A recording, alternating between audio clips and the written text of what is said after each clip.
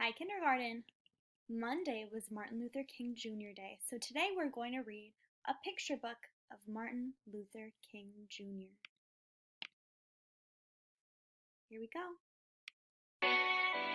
A picture book of Martin Luther King Jr.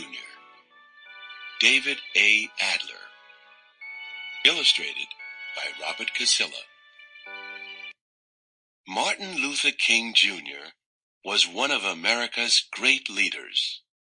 He was a powerful speaker, and he spoke out against laws which kept black people out of many schools and jobs. He led protests and marches demanding fair laws for all people. Martin Luther King Jr. was born on January 15th, 1929, in Atlanta, Georgia. Martin's father was a pastor. His mother had been a teacher. Martin had an older sister, Willie Christine, and a younger brother, Alfred Daniel. Young Martin liked to play baseball, football, and basketball. He liked to ride his bicycle and to sing. He often sang in his father's church.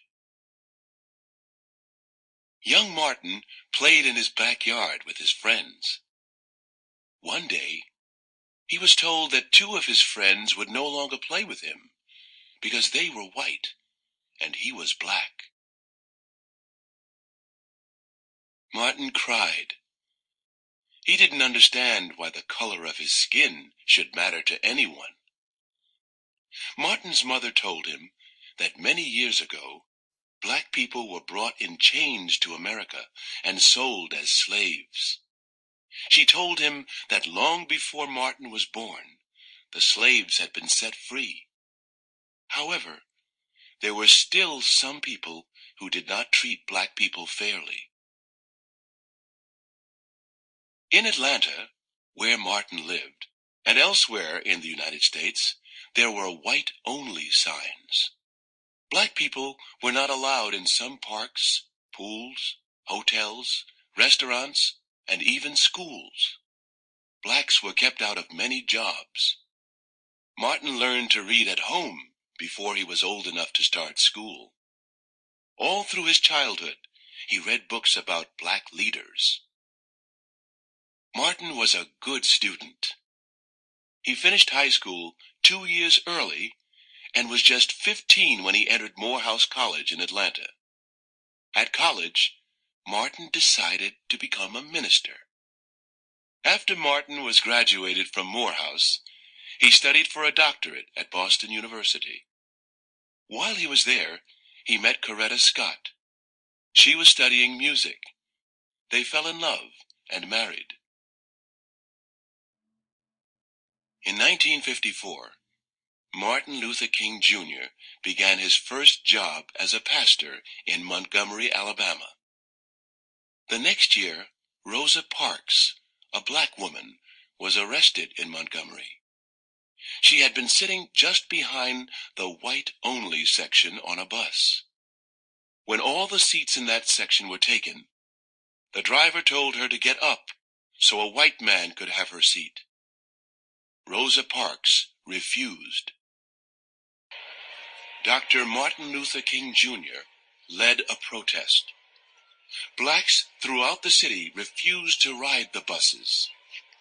Dr. King said, "There comes a time when people get tired of being kicked about."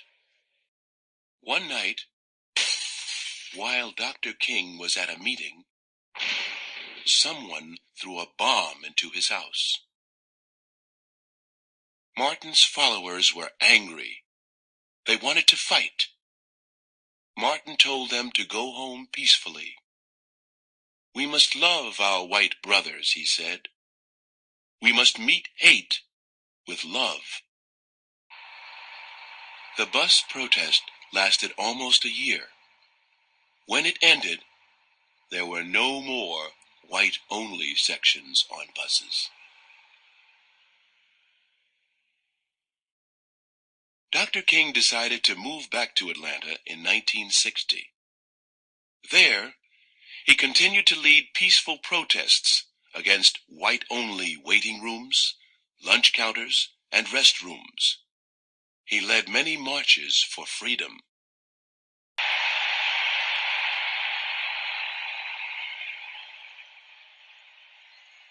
In 1963, Dr. King led the biggest march of all, the March on Washington.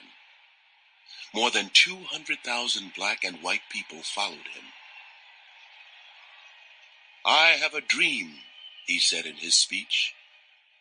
"I have a dream that my 4 children will one day live in a nation where they will not be judged by the color of their skin, but by the content of their character."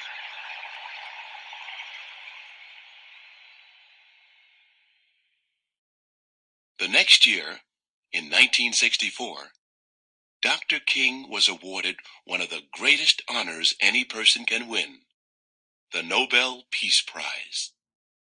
The country was changing. New laws were passed. Blacks could go to the same schools as whites. They could go to the same stores, restaurants, and hotels. White-only signs were against the law. Dr. King told his followers to protest peacefully, but there were some riots and some violence.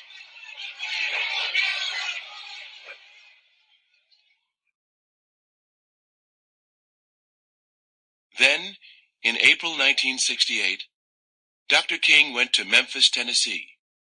He planned to march so black and white garbage workers would get the same pay for the same work. On April 4th in Memphis, Dr. King stood outside his motel room. Another man, James Earl Ray, was hiding nearby. He pointed a rifle at Dr. King. He fired the gun.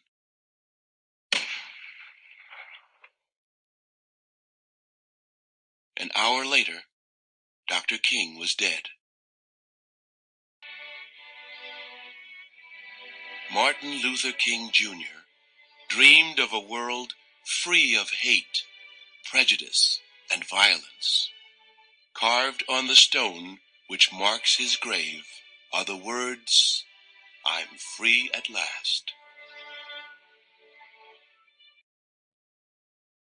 All right, kindergarten.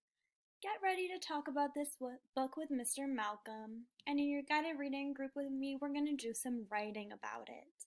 Watch it as many times as you would like. See you later, kindergarten.